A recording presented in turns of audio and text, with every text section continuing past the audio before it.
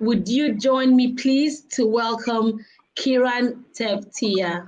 Welcome, welcome, welcome. Thank you, Ifio. It's such a pleasure to be here.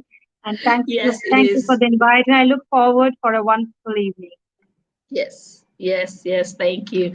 So, Kiran, would you mind telling us just a little bit about yourself? Just give our viewers a little tip into what you do, who you are, and what we're going to be doing today. Great. Talking about myself, I'm a child behavioral psychologist. I started being a mother while I was working as a software engineer.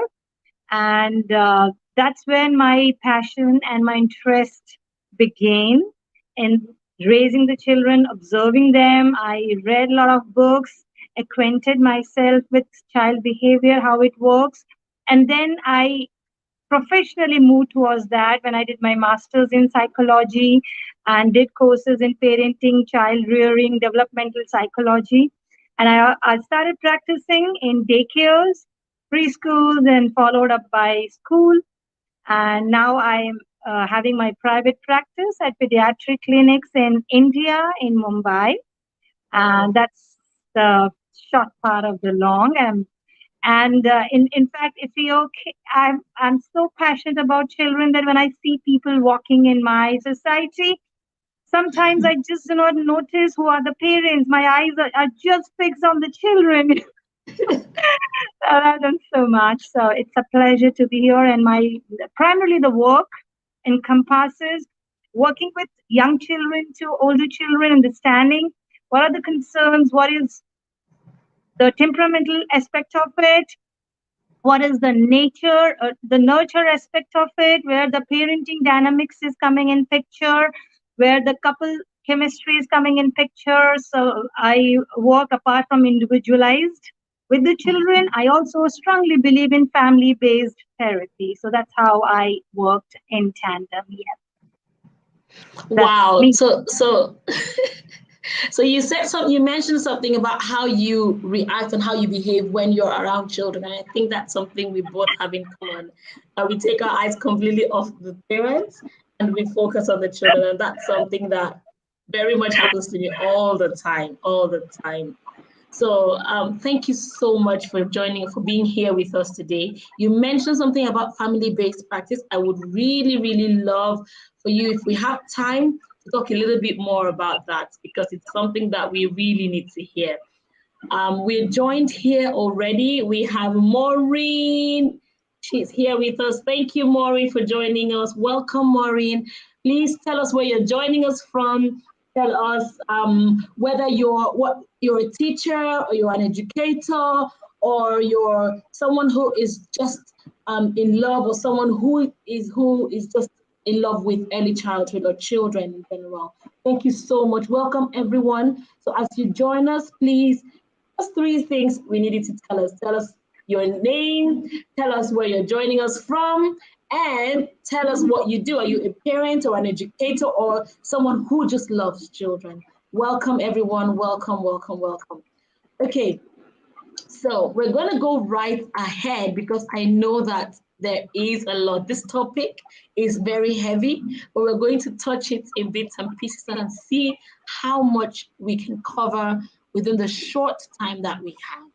And that way we give good value in such a way that our viewers can relate to. So we're looking at anxiety here. In the first session, the first part, we talked about separation anxiety particularly. And one of the things that we mentioned there was that separation anxiety is just one way in which children experience anxiety. So I know that there are plethora, there's a lot of ways children can experience fear or anxiety or worry. The early years children are at that stage of their life where they go through a lot of transitions. They go through a lot of changes in order to understand the environment. So for preschoolers, what would you say is anxiety? What would you say is fear and worry? I think that's a very good place to start. Let's know exactly what we're talking about when we say fear, anxiety, and worry. Mm-hmm. Okay. So if you pick up the word as fear, right, Mm-hmm. then we have to understand evolutionary, biologically, a human being is dependent on the adults for a really long time for his or Mm-hmm. her basic needs, right? Yeah. So it is important. Just imagine if our children are so independent, say like a lizard's child, right, who is just Yeah. running up and all over the place, right? So just Yeah. imagine how unsafe the child is going to be, who is not yet developed the cognitive ability and the ability to do problem solving and an ability to do risk analysis, right? So it Yeah. is good where the child wants to stay connected with the parents. First, we should see it in a positive manner.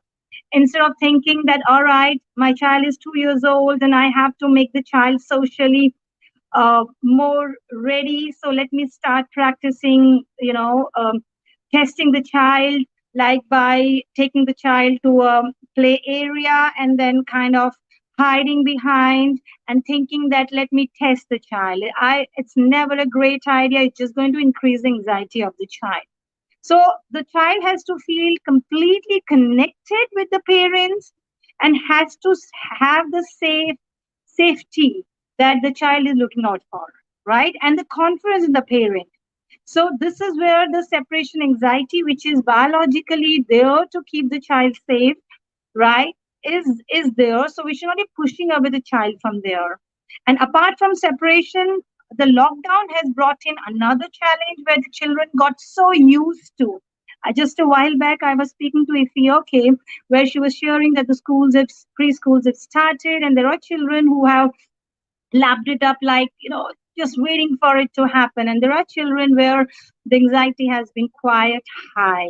So please do not compare your child with others. There can be, based on the unique setup, the children get used to seeing both the parents around. And when anything changes in their environment, when there is unpredictability, even if it is good for the child, but the unpredictability is that the child is going to someone else. Child is required to come out from, to, hold on to himself or herself that, yes, I can still trust some other adults as well. So you're going to give time to the child. So these are the different anxieties, especially when we're talking about the preschoolers. And another interesting thing, if you okay, that I have noticed in preschoolers, especially who are like 4 years, like that, is a little black and white kind of following the rule. So where they are very worried about putting on the mask, and not just their own. The moment the parent's mask goes down, they climb all over the parent and try to fix that mask on their face. So the sense of control, an overt sense of control by seeing the world from a single prism, that is another anxiety that I see growing up in the children. So whenever something different happens in your child's life, including starting to go to preschool, the child could regress as well. The child who had already been toilet trained can suddenly start wetting the bed. So all this psychosomatic and biological signs also can set in temporarily in the child's life. So these are all kind of fear, worry, and anxieties which can set in for this particular age group. Yep. Effie, okay, it's all yours now.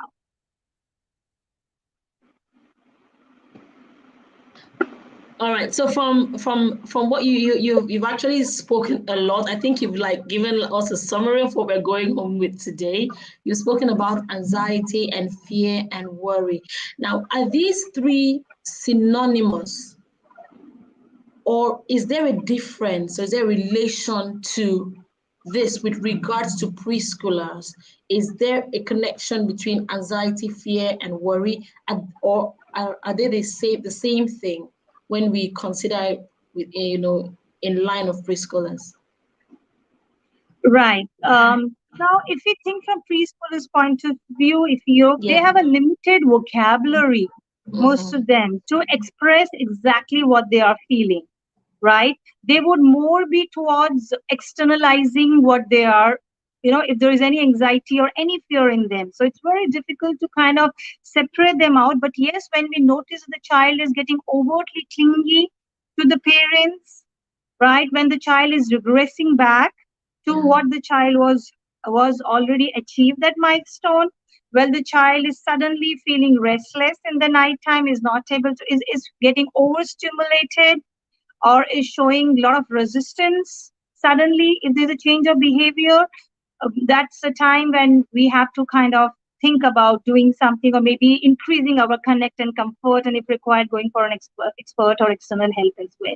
So it's very difficult, if you try to say that, okay, can the child be is the child anxious, or is the child worried, or is the child fearful of something? Afraid. Mm-hmm. Right, it's very difficult. But some children whom I've noticed is being fearful of something like, if there are insects or something, or lizard or something. Like, there was a 4.5 Yeah. year old child who just would run out of the room when the child will Mm-hmm. see a lizard, right? So Yeah. some kind of those we can definitely categorize it when we see the triggers. But Expressions. most Yeah. of the times, yeah, most of the times, even trigger can be as simple as, maybe especially during Corona times, I noticed that if there was some sickness in the family, or when both the parents were admitted or were away from the child, right, for those quarantine period, then the child would, because the sense of control, sense of predictability, there was a loss of that. Then the child can show whatever we want to bracketize, a sense of Mm-hmm. worry. Mm-hmm. I would not put more into worry and fear. I would Worry. more put into anxiety, I would say. That's why most of the time we have terminologies like stranger anxiety, separation anxieties. We try to put Anxiety. anxiety what more for the preschooler, and we keep the Mm-hmm. worry part and the fear part for a little older children, Order. when they Okay. say, I'm worried. Yeah, because that's the vocabulary that my Yeah. 4-year-old is beginning to have now. I'm worried. I'm like, okay, so what is worry? But you can see her express herself that she's just anxious about something stemming from a place of ignorance. And so for me, from experience, and from what you have said now, we can actually say that preschoolers experience anxiety, and it stems from that place of not knowing what to expect.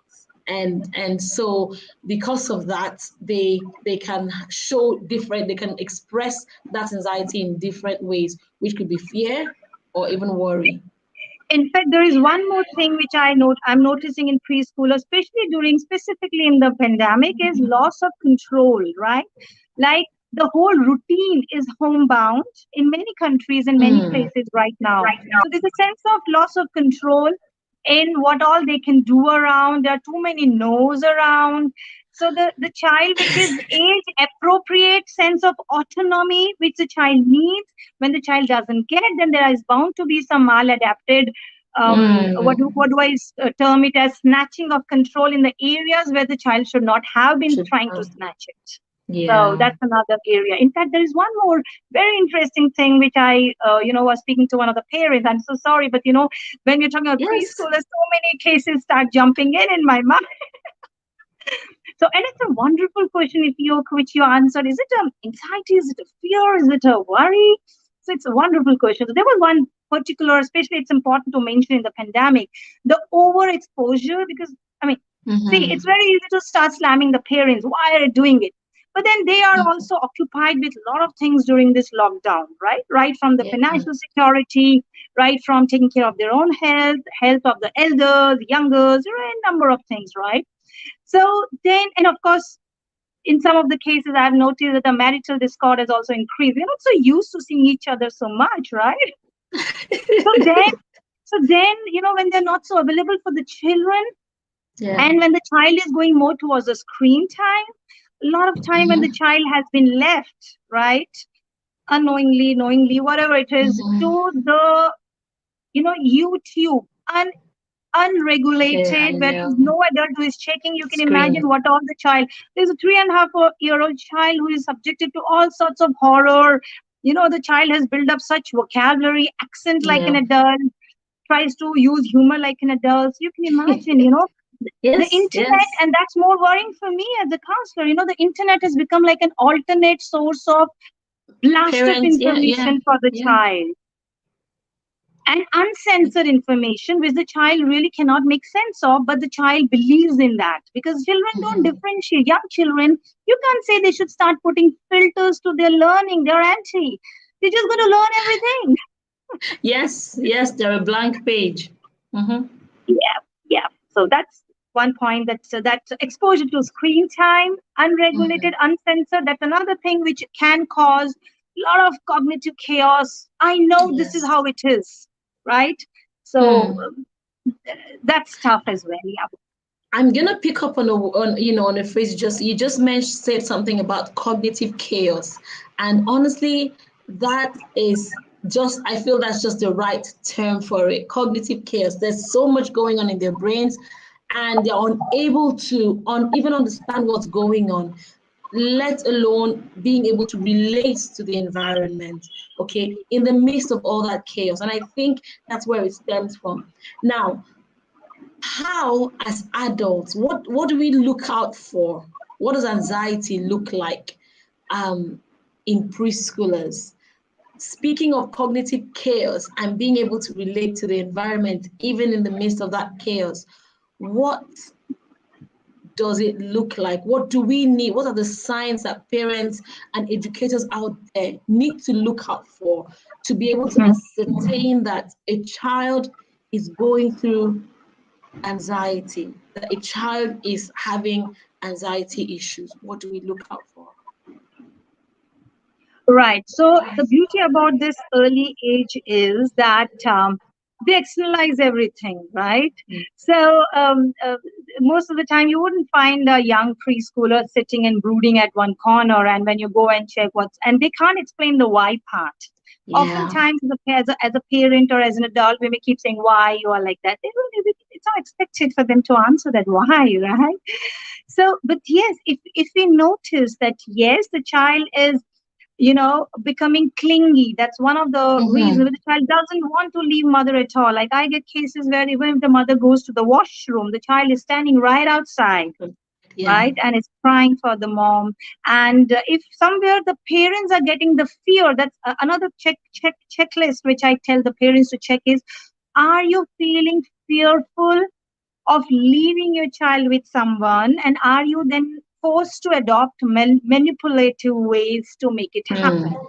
right? Like if you have to even go out for some grocery, and if you have to tell somebody, take my child somewhere else so that my child doesn't see me, that means the fear is coming in the parent. Mm-hmm.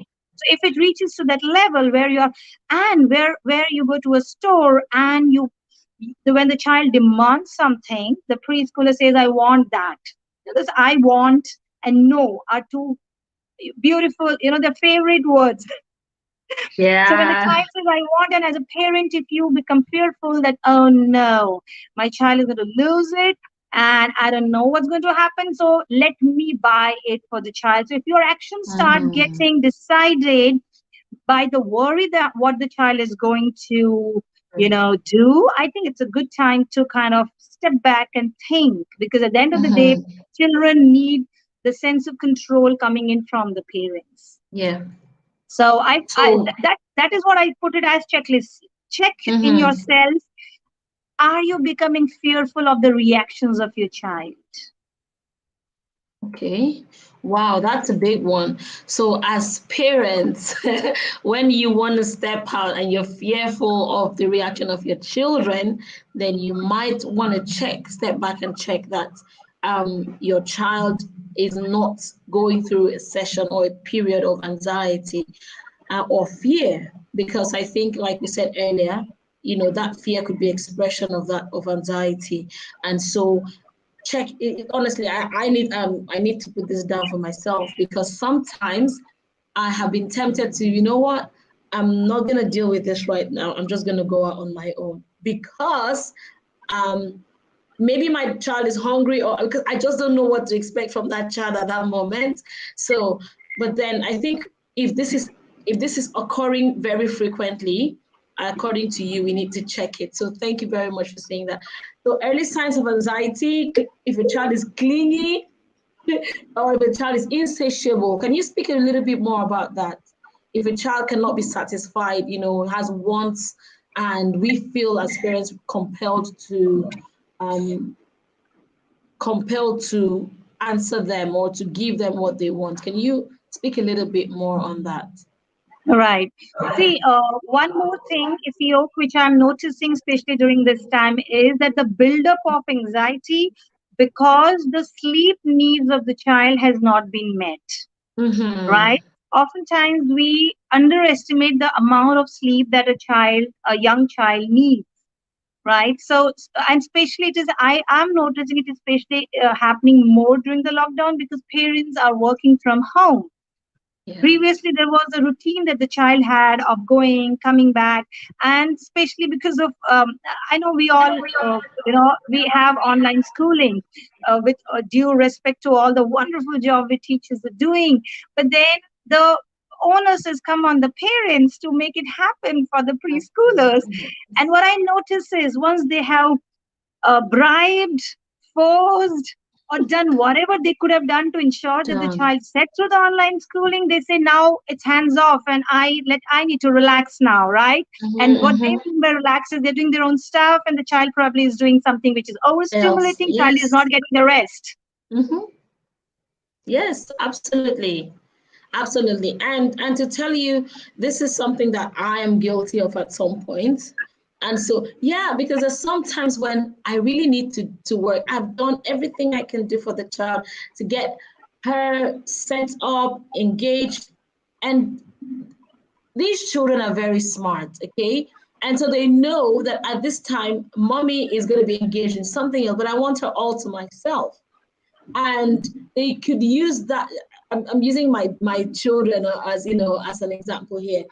They could use that to say, now is the time to get what I want, because I know that because she needs to be busy, she needs to be engaged, and she needs me away. So I'm gonna ask for the impossible, and I know I'm gonna get it. So it's In about fact, manipulation that, then. that is another thing, right? Are we as a parent passing on our anxieties to the Mm-hmm. child? Yes. Right? I'm anxious, and I put it as a tick mark for myself that if I'm able to make my child sit in the online schooling, I'm going to be a good father or good mother. I've made it a checklist for myself. Now I'm so anxious to make it happen with my child. So my Yeah. anxieties and the child then probably would start seeing that moment as a very, very anxiety ridden moment. In fact, I noticed that for academics as well, Mm-hmm. because the whole onus of making things happen, they didn't subscribe for it. They were doing very good, making the child sleep on time, making the child eat, Yeah. Mm-hmm. right? Making the child socialize.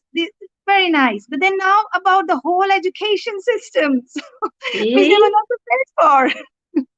So that anxiety also rubs on to the young children's anxiety, including Mm-hmm. older one also. And it Yeah. brings a lot of conflict. Yeah, wow. I know we could just go on and on and on and on about, what causes, what anxiety and fear looks like and how we can look out for it. We've also spoken a little bit about what causes the situation of fear, of anxiety in children. And I would like you to throw light on one or two of the most common causes of anxiety in preschoolers, one or two or three, or in your practice. I know you see this very often. So what from your experience can you say is the most common cause? That way we can begin to relate to say, do I see that in my child, or do I see that in my family, or with the children I work with? Right. So I think one of the most common, which I find in this particular age, is that the child is not ready to leave the adults. And Mm, especially when the lockdown is going away, we are very anxious to ensure that they get the social life. So we have started taking them out in the play area, but then I often get a feedback that the child is not ready to leave the parents and go join the children. Yeah. So the social part of it, which in any case as a parent, we were feeling anxious, we were feeling as Mhm. if we were robbing it away from the children. So now Yeah. probably, if you ask me, we are kind of could be overdoing it. So, Hmm. yes, we give the platform, we keep the routine going on each day of going there, but then let the child decide when is the child ready to go away from you. So that Yeah. social integration is what I notice that parents often come with. The second thing which I notice, especially when there are siblings, is the conflicts between the siblings, where to draw a line. I notice sometimes like a child who is like 4 years, 5 years, and suddenly a younger one is there, the tension goes there. So the child is doing, which I get for the parent, that the child is trying to seek attention when I'm, feeding the baby, or when I'm talking to someone on phone, the child is all over me, asking me to stop Mhm. the phone and give him the attention. So that's another thing which I notice as anxiety, that right when the parent is up in going to something which needs concentration, the child is kind of trying to pull in. So Hmm. these are the two things which I notice. One is social integration, the other is Mhm. this need to keep getting attention. The Yeah. parents are sitting with each other on the couch, and the child sits right in the center and tries to get the attention. Talk to me. Yeah. So, yeah. Yes. So Yes. that's attention seeking is what I notice as well. Okay, so you've mentioned two things: separation from adults, separation from the primary caregiver, or attention, seeking attention. When you talk seeking attention, I think for me, as you were speaking, one of the things that readily comes to mind is children. From my experience, children necessarily or do not necessarily just get up and start seeking attention. It stems from a place of hunger and a place of lack. So whenever you are with your child, it's important to give them that quality time and quality attention. And what does it mean? Even if it's 1 minute or so, you mentioned something about putting your phone away and giving that child the 1 or 2 minutes attention, and they leave you to do what you want to do. And I've seen that happen with my children. So when you speak of attention, how how do we how do we as parents and as educators also give children attention in such a way that it does not push them towards being anxious? How can we do that? Right. So, there are a lot of branches in this, the whole attention thing, right? Mm-hmm. Along with the requirement of age appropriate boundary, along with Yeah. the requirement of, slowly letting the child know that parents could also be needing a space from you, right? Which is important as well. Yes. So these are the couple of things which I share with the parents. Of course, like first thing which is shared, that even if there are siblings, more than one child, it is important to spend one-to-one time, even if it'll say 15, 20 minutes. And if it's a young child, okay, and if you're in the middle of your work and you notice that it has been some time since you connected with your child, just get up. When you're going to fetch your water, give attention to your child, whatever the child is working on at that time, sit with the child maybe 5, 10 minutes. Look for praise movements. Look for what is it that the child is putting in efforts, Mm-hmm. right? And give the child the wow, the way you are making the tower, this is amazing, this is wonderful, right? So that is Yeah. preventive way of giving attention, where the child keeps getting those little doses of attention. When you are Yeah. crossing the child to get something, you just kind of put your hand on the child's head like this, and like maybe a hug or Mm-hmm. something, maybe a little Yeah. wrestling or something, and then you go away, or a little twisting round and round, and you just say, all right buddy, I'm back to my work, right? So Mm-hmm. that's a nice thing. First Yeah. thing. Second thing, I always tell, like, I sometimes parents share with me that I try to ignore when I know that the child is doing it to seek my attention, right? Like, I found it really amazing and beautiful when you when you spoke about attention, the need of the child, Yeah. the need that the child has for a parental attention and approval. So my suggestion always is that the moment you come to know that yes, the child is seeking your attention, in fact, could be as simple as preschool, especially the moment they do something, they try to look at the adult figure around in the room. Whether they have done something good or whether they have Mhm. even done potty in their diapers, they just look at the adult. Sometimes the adults say, "Why don't you come and tell me?" But the Yeah. way the child is looking at you is giving you non-verbal communication as well. Patient.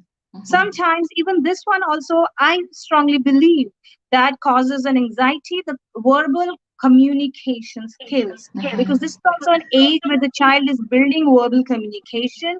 And as a parent, we often, especially if I see it more happening with boys, right, Mhm. where we say, all right, you know what, my child is 2.5, there's another girl who is prattling, and my child is just not telling me why, right? So this Yeah. whole comparison business is another thing which puts a lot of anxiety on the child, where Yes. even when we Yes. understand what the child is saying, we keep telling the Mhm. child, speak. The child is, there could be a number of other reasons. Yes. Okay. So I'm so sorry, but when I went into the new anxiety, that is a verbal communication, which brings in completely different things, I lost the train of where we were riding on. That's okay. That's okay. That's Because absolutely verbal fine. communication is such a big anxiety for parents, that I get. That's I wrote an absolutely fine. article on that. Oh, you did? Okay, so please, we'll Yeah. be very happy if you can share the link of that article after this. I'll be very And happy to share it on for everyone on here. So I want to and just welcome everyone who has been with us. Thank you, Nduka Benjamin, for joining us. Thank you so much, Maureen, for joining us and staying on. Thank you, Ogechi, for being here.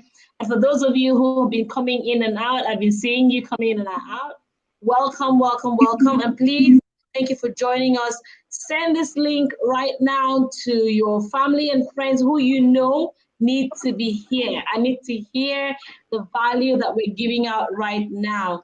Thank you so much again. So I'm gonna steer you back. Yes, I Kiran, you want to got the say train. It was about attention, and it's attention? very Yes, important to wrap up that topic. yes, yes. I was gonna So, just steer you back there. what? There was a study, okay, that Mm-hmm. when children, they were about third or fourth grade children, when they had learned a new subject, new topic, okay, and Yeah. immediately after that, when an exam was taken, okay, then whatever was their performance was captured. Now, Okay. similar set of children, similar abilities, when they were taught the topic and given a 10 or 15 minutes of break, okay, the child moved around, gossiped with Mm-hmm. each other and all, 10, 15 minutes of break. And when they came back, their exam performance was much better. Better. You know Oh why? wow. Mm-hmm. Because when the children take a break, or as a human being, when we take a break, our brain is rehearsing or recapturing or Yeah. recollecting it at a much higher speed. Pace. So Yeah. it's like a revision at the time, and then of course Mm-hmm. the production of the exam could be much better. So anyways, Mm-hmm. so going back to attention, now, this whole thing of ignore the child who is doing things for seeking attention. Like if the child knows that I shouldn't be jumping on the couch, and the child goes on the couch, looks at you, right? Mm-hmm. I always suggest to the parents, that if you know your child is looking at you, always look back to the child. Yeah. Right? Just because you're looking at the child doesn't really mean you're approving of what the child The is doing. behavior. Thank you. Right? Yeah. You can just look at the child and say, hey, you are on the sofa, on the couch, right? We can't do that. And you go there and you are helping your child. Let's come down, hold my hand, and here we jump down. What I say is, why do we have to make our attention so pricey when that's a basic thing which keeps Thing the they're child looking for. connected to us? Yes. Yes. And more the child is connected to you, like an umbrella, the safer the Mm-hmm. child feels, right? And the lesser are the chances that the child will push back when you really want the child to do, those basic no's which are non-negotiable. So Mm-hmm. more you Mm-hmm. connect, more lesser is thus what we put under oppositional Yeah. behavior. I wouldn't call it as a disorder, but A oppositional disorder. behavior. Yeah. Yeah. So So please give basically, attention. Give yeah. attention. So basically, we go back to the place of connection before correction. And Yes. that way, when children feel connected to you, they're better able to listen to you. They're better able to trust that you care for them. And so they care, I mean, they are more prone to accepting your instruction or accepting your guidance. Don't forget that these children are at a stage in their lives where they're exploring their world and finding themselves, identifying, finding their identities. And so when they're able to connect that identity to you as a carer, they're more able to trust in your judgment and follow your guidance. So, well, thank you so much for bringing that. I think it was very good for us to have this talk on attention because it really connects to how children express themselves in anxiety or how they're able to self-regulate. So thank you very much. We'll move on to the next one. One of the things that I want us to iron out here is, where do we draw that line between normalcy and disorder, where preschoolers are concerned and where we talk about anxiety? Where do we draw the line? Um, what is normal, and when do parents need to go out there to seek help? When do practitioners or educators need to step out and say, this child has gone past the band of normalcy and needs help? Where do we draw that line? Right. So I would say whatever is the child's, first we have to notice if something around the child has changed, right? Younger children, suppose if it is some function as well, suppose a lot of relatives have suddenly come in. So they Mm-hmm. tend to become a little unnerved because their routine goes for a toss. They are getting less attention from their caregivers, right? And they can't predict when they are going to get it again. Okay, people are a little lost at the time, and the adults are a little, engaged at the time, so to speak. So if it is like temporary, please do check if something around the child has changed, and if that thing has gone away, then give that time, maybe 2 to 3 weeks of time. That's the beauty of this young age, that within 2 to 3 weeks of time, that is the time generally which is also preschools also tell the parents that, all right, let the child settle down, give the Yeah. child 3 weeks of time, 3 weeks to a month or so, and but please do not break the routine of not getting the child, oh, he's too anxious today, I'm not getting the child to the school. Please don't break that routine, right? So that's Yeah. the beauty of this age group, that within those few weeks, if the routine has come back, give the time to the child to kind of observe the child if the child is again coming back to the older routine. Mm-hmm. Secondly, if the child, you have noticed it is happening week on and week in, then if it is affecting the physiological needs of the child, the eating, the sleeping, the social Mm-hmm. aspect of the child, right? I don't add academics here. Academics is our human need to do well in life. We have put that aim for the child, right? Sometimes, you know what? I think that if only the preschools were not starting from 6 months, we would have probably started truly believing that if Mm-hmm. my child doesn't go to a school, my child will never learn how to walk, right? So, Yeah. children have this innate ability to learn. To All right, learn. if Yeah. proper platform is given, suitable Given. platform which gives a child an opportunity to do problem solving, critical thinking is given to the child. So if the child, whatever is the behavior of the child, but if it starts affecting the sleep of the child is not able to get whatever is the age appropriate sleep needs, if it is affecting the child's ability to eat solid food, chew and eat solid food based on the again age Yeah. appropriateness.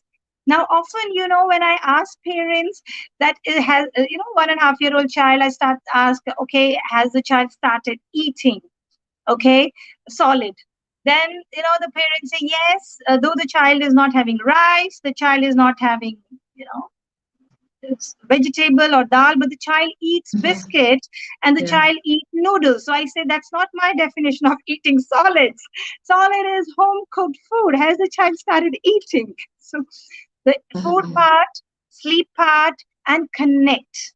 When Yeah. the child does something, is the child looking for, is pointing it to someone? When you are pointing, is the child looking, towards that direction? Is the child Mm. overall connected? When, as a parent, you are leaving, is the child registering that, yes, the secure attachment? Is the child, Attachment. going, just register, maybe not get distressed, it's all right, but the child is registering, so as long as the social eating and sleeping is going on, if there's anything else where you have noticed something coming in, maybe give it some more time to the child. Even if you Mm. see the child started peeing, right, or the child started pooping back, so give child some more time. Mm. So it's important that we actually observe our children.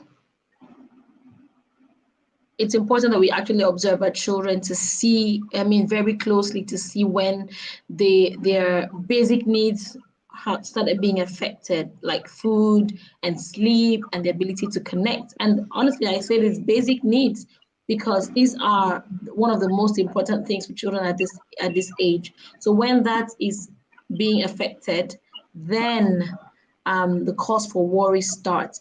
Now, I know that children at this age also, they're having consistencies, okay, with their sleep and with their, feeding. They are just, their taste buds are just developing, okay. They are just able to understand the connection between rest, okay, and how their body responds to their need for rest.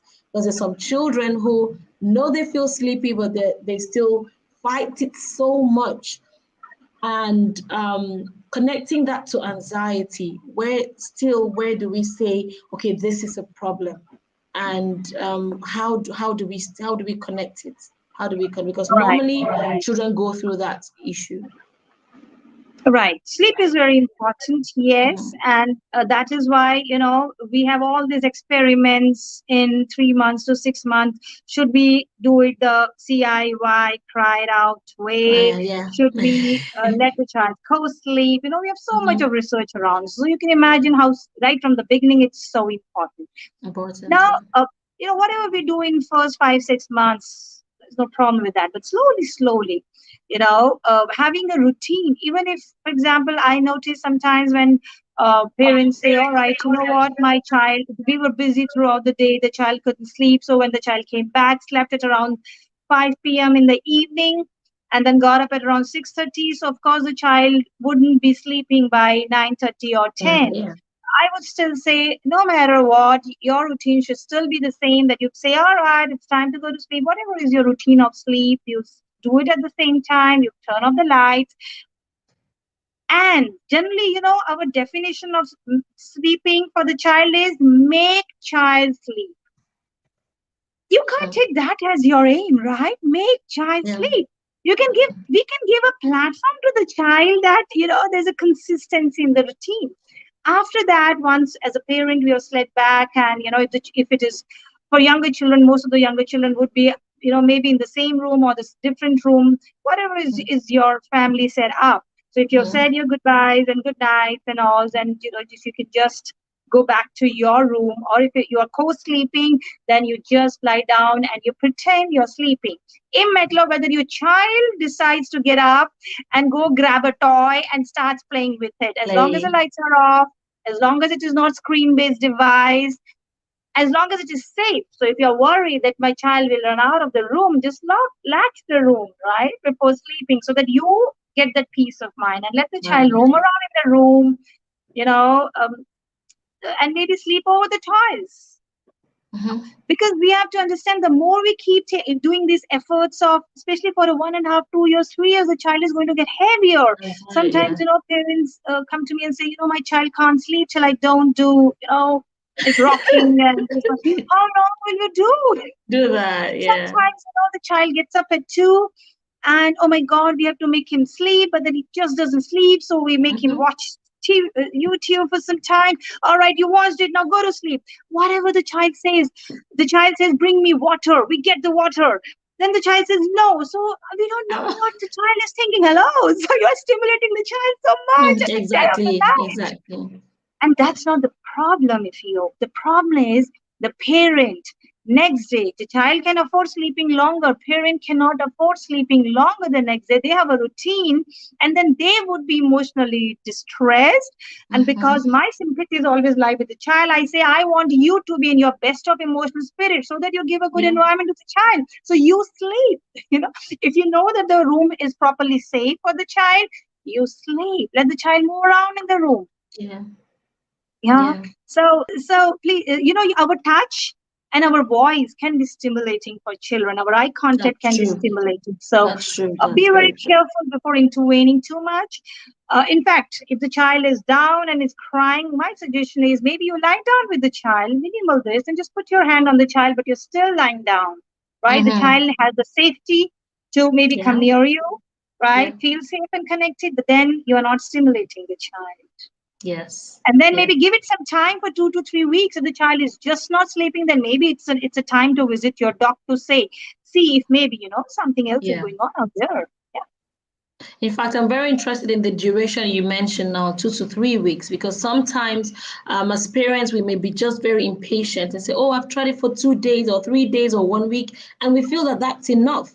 But I think it's in the consistency, and that's one thing that we drive when building routines or keeping to routines, as you have said here. It's important to have those routines and stick to it. And sticking to it does not mean trying it once and leaving it the following day. It takes time. And from experience, building routines could take even up to a month for young children. But the good thing about it is that when they eventually get it, you find that they're able to go through their day with less chaos because they have one of the most important things that they need at this age, predictability. When they're able to predict the environment and know what to expect, it reduces the anxiety that they feel, that they express. Right. But from what you've said, okay, go ahead. Yeah. In Go fact, there ahead. are two more things. There are two more things out here. Mm-hmm. One is, where we try to think that probably preschooling, the first 5 years of the life of a child Yes. is not is only about ensuring they get their A's and B's and 1, 2, 3s right.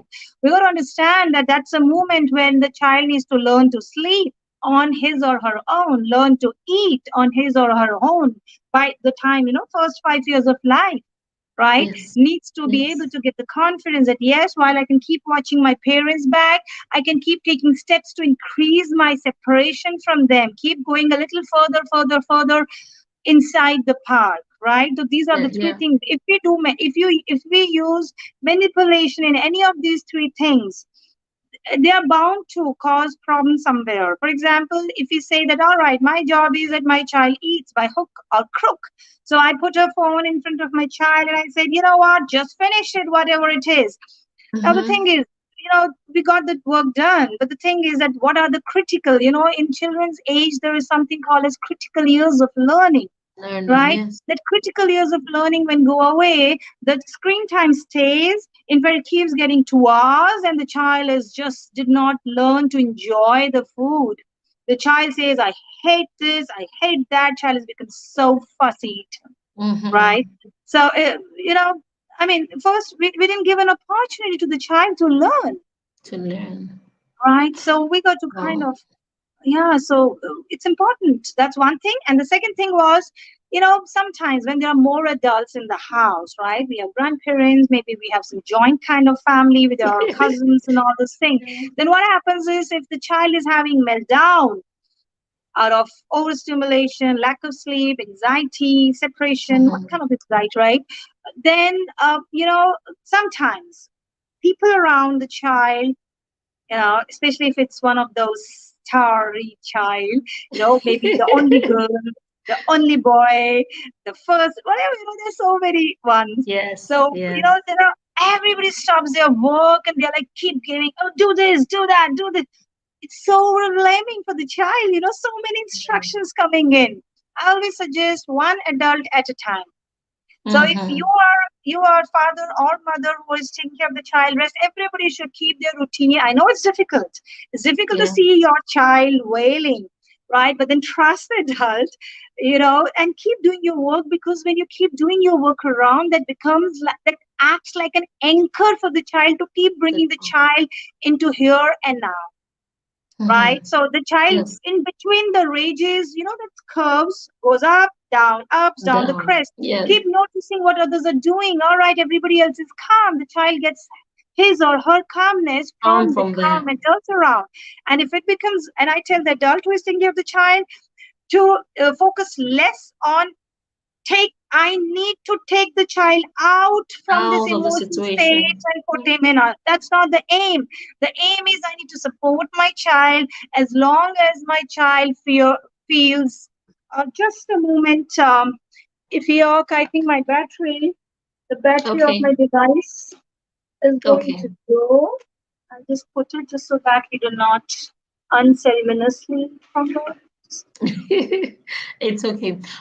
So okay, but while you're doing that, you said something that was very important that I want to highlight here, and it's about taking the child out of the situation and not giving the child space to actually get his or her calm from, the calmness around. And I want to stress on the child getting his or her calm, pointing it to self-regulation as being very important with regards to helping children to manage their own anxiety. I would really like you to talk about that. If we are already, oh my goodness, we're already an hour into this. Okay. But speaking about self-regulation as a very important tool to helping children manage their own anxiety. I would like you to touch a little bit on that as we prepare to summarize or to round up uh, our chat. Right. This is important. Like, Yes. most of people who are are as an educator, or Mhm. anybody who is working with child in a professional capacity, right? Yeah. Do understand that as far as self-regulation goes, it's equally a biological development as it is, a cognitive or emotional development, Yes. right? We know that there is a prefrontal cortex which needs to get developed. The Yeah. nerve connection between the limbic and the rational areas needs to get developed. It's a process. JW. In the meanwhile, if how we can help a child is by accepting each emotional state of the child, right? That means the instructions like, hello, you first stop crying, then I will listen to you. We Yeah. stop using these words, right? Mm. See, we have to understand that, we feel unnerved because somewhere we didn't become parents in silos. We had our own childhood as well. And many Yeah. of us probably were not accepted when we were crying or angry or mean or everything else, right? Yeah. All the uncomfortable things that, we just kind of say with Pollyanna effect, start saying, no, no, we were all good. So, whatever we have been. So it's important to accept your child, right? This line, do Mm-hmm. not have an image of your child that my child cannot do it, right? How could you do it? Please don't carry an image of your child. Your child is Yeah. capable of doing everything. Everything and So, if you anything. truly believe my child is, how could you tell a lie to me? You never did it before. Mm. Well, there will always be a first time. So if you accepted that yes, everything and anything is possible as the child Yeah. grows up, his or her influences are going to Yes. increase. The child is going to one fine day use some curse words on you as well, right? Is going to bang the door at least once in the life. Is going to bite someone at least once in the life, at least.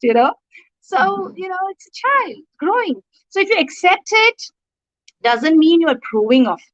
I can Of it. imagine Yes. how tough it is. Yes. And if you focus more on effect of what the child did, right? If the child Yeah. threw the car and it got broken, there is no hurry to replace it the moment the child is happy, right? Yes. Oh my God, it's done. I can see how tough it is. Yeah. Mm-hmm.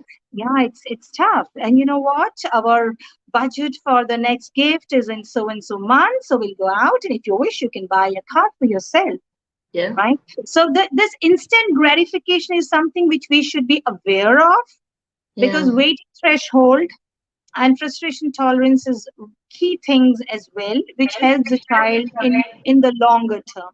So accept Yeah. your child, support your child. I'm never in a favor if you to leave a crying child alone in the room. Alone. Even if it is a 13-year-old child, I always say that, do not worry when you say, get out of my room. All right, don't worry. I'm right here. I'm right here next to the door. I'm not even looking at you.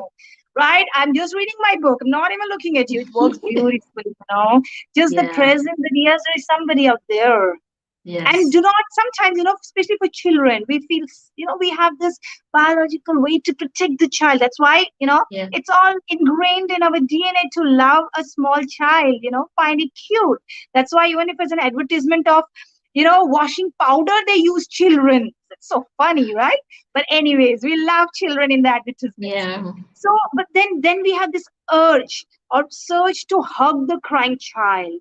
I always suggest if your child is not comfortable to be hugged, don't be physically so Yeah. so pushy. Yeah.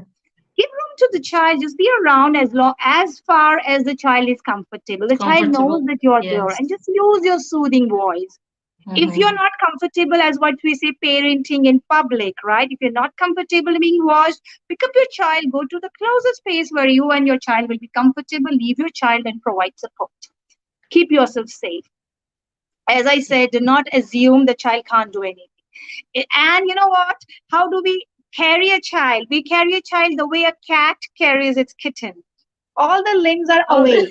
Pouch is away, right? I mean, you don't carry with a neck, but you carry it in a manner where your weapons are away from you. You can't blame a child that yes. my child bit me. The child, we are all animals first. Okay, You we're not want going to to keep go into yourself that safe. argument.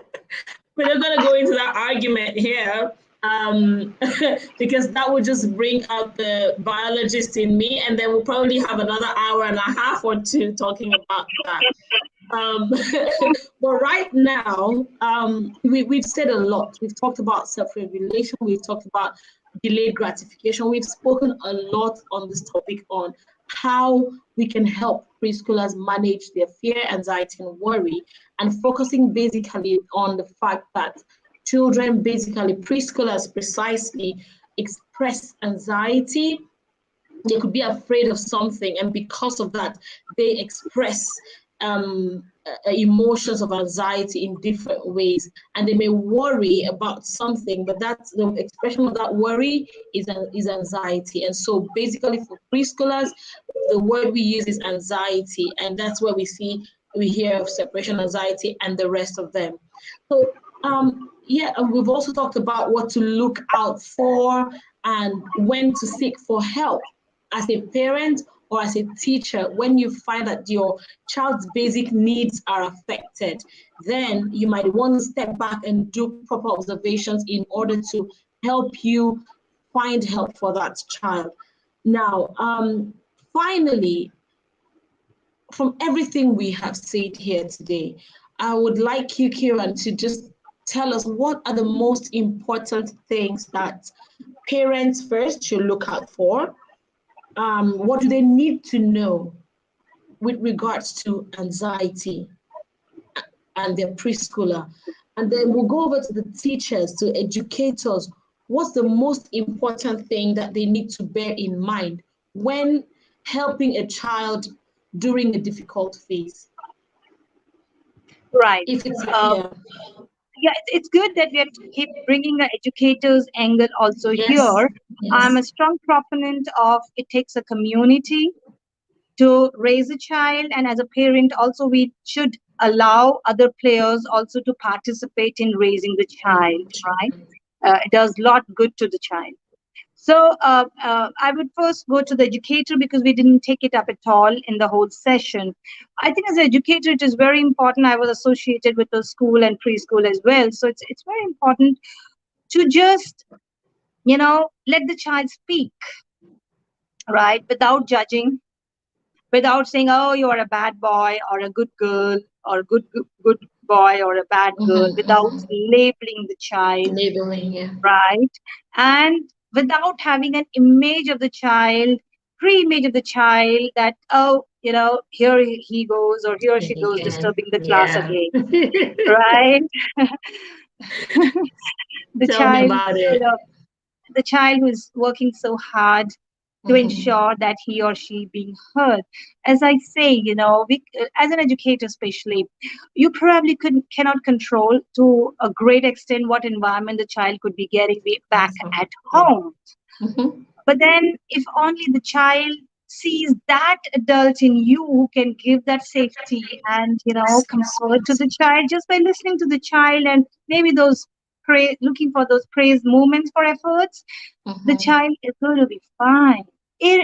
Immaterial of what environment the child could be getting at Comes home. from. Just one adult, well-meaning adult who can give, instill that confidence that I love you no matter And what. give that secure No base. matter Yes. what you do, Yeah. see, it can't be conditional.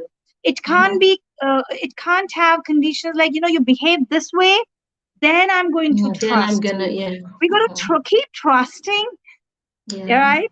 Till the time the child holds on to the trust. That's about educators. And of course, that's the biggest challenge which parents share with me, that, what, my child goes and tells the whole story to their teachers, which is very good. Yeah. Young Oh, children. trust me, we could write a book about the stories. We could write Yeah. books and books and books about the stories. And educators, like, there was a child who would suddenly, around 3-year-old child, who suddenly started doing this kind of, started looking at the walls and do like this with the hand movement. And I asked the parent that next day, that has the child started watching Spider-Man or something? So the parent said, yeah, we just recently started doing that. So the beauty about Ooh. this age is that they imbibe it so quickly that So the quickly, teachers yes. also Yes. start noticing it. In fact, even when the child sees a change in their home environment, teachers would start seeing, some challenges, like if the child has started going under the desk, is sitting there, or has started, looking more outside the window, is more lost. So, Yeah. these are good signs for the teachers, especially, to take care of it. Yeah. And for the Okay. And parents, then the parents, yeah. right? Yeah, for the parents, it's important to, firstly, of course, in an age appropriate manner, please keep giving the child the autonomy, right, to the child. Of course, with the high level boundaries, Yeah. Yeah. right? Within that, keep giving flexibility or freedom to the child. And often, if you for this age, they need a lot of sensory inputs. There will be children who are jumping all the times. There will be children who are going round and then falling down, to the chagrin of the parents who said, what is this odd thing that the child is doing round and then in a weird manner falling down? Well, they need all those things. Some children take water in the mouth and start spitting out. They will show all sorts of new things. Behavior, yes. Yeah. Behavior things, right? I would say, before you think of saying no, treat it as the need of the child to do it. However, if you see some problem, redirect the child so that the same need can be met. Can be met, yes. If the child is spitting in the living room, you redirect, you know what, dear, you want to spit? Great. We go to the washroom and you spit your glory. Take this whole bottle and keep spitting it. So we redirect. So we respect the sensory needs that the child needs. Because yes. You know what? No matter which therapist you send, your child's body will tell what I need. And oftentimes the child will be doing those things. Right? That's so true. look for That's that. true. Otherwise, if you repress it, it can show It as will an show up in anxiety somewhere. Yes. Right? Yes. Yeah. Yes. It's good we are on this note, because we didn't cover it before. Cover it, So yes. wonderful, Yes. if you I really enjoyed it, the lightheartedness. We didn't realize where the time, How time, I know, right? Well, wonderful. I wish we could go on and on and on, but I think we've done justice to this. We have within the short space of time given so much value. And so if you're still with us, if you're watching us or you're watching the replay, as you come on, just tell us where you're watching us from, and that you're watching the replay. And please, it would be nice to know what you've gotten value from this session. Thank you so much for staying on with us. For the people who are still on, if you're still on with us, please let's see your comments, let's see your questions if you have any of them. Otherwise, it has been wonderful speaking and listening and learning from you, Kiran. And I hope we can have you back sometime soon. And thank you so much for spending time with us. Thank you for your time and your sacrifice. We really appreciate you. Thank you. Pleasure. Thank you so much. So, all right, so I think we're gonna sign out here. We've already said our last words. If you're still with us, thank you so much. And we hope to see you again in another session. Thank you. Oh, okay, we have Maureen.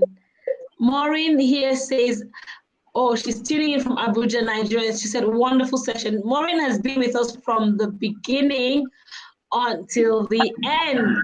Kisses to you, Maureen. Thank you so much. Thank you. I want to believe that you've gotten great value and you've stayed on from beginning to end. Thank you. All right. I'm going to say bye now, and have a wonderful evening, Kiran.